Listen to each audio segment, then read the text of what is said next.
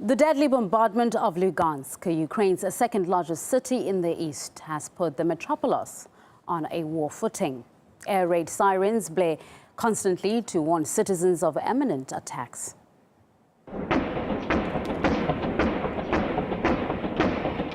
This video appears to show the city coming under rocket fire, appearing to rule out any intention by the authorities of targeting strikes.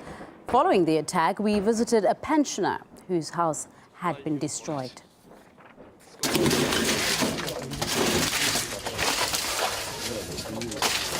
Все своими руками, мозолями. И теперь вот это произошло. А теперь что я буду делать? По новой делать? Или умирать уже мне? Хай бомбят уже дальше. The president of Ukraine has now signed off on a military plan to take the east by force. RT's Maria Finoshna is in the shell-shocked city of Lugansk for us. We hear sounds of artillery every day, many times a day, and we can also say that, well, both sides claim that they are not targeting and they will not target residential areas. We can say that it often happens. This is why me and my cameraman now, we have to work in flak jackets, although we are in the city center. Just on Monday, a shell landed not far from where we are now, just blocks away from the city center, hitting a car, and reportedly the driver of this car was killed at the scene. The operation leadership in Kiev also claims that heavy artillery or aviation will not be used in attacks on big cities such as Lugansk or Donetsk, but we can say that we hear airplanes overflying this area almost every day again, and while eyewitnesses say that they are behind last week attacks on two tiny villages 25 kilometers north of Lugansk, when at least 7 civilians were killed, including a 5-year-old boy. The army leadership also claims that the cities of Donetsk and Lugansk will soon be besieged, so that the anti-government forces accumulating inside will be sealed with no chances to get any support from anywhere outside. This is why local fighters are currently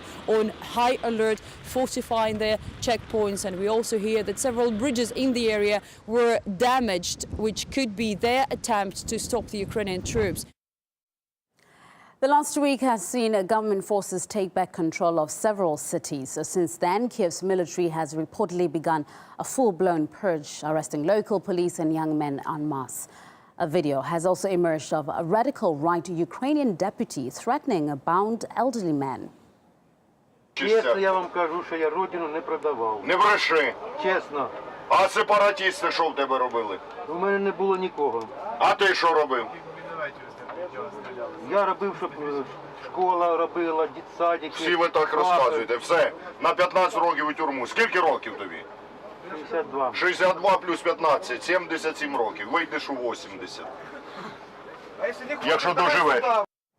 A local resident told us how it feels to remain in Slavyansk now the city's been taken by government forces.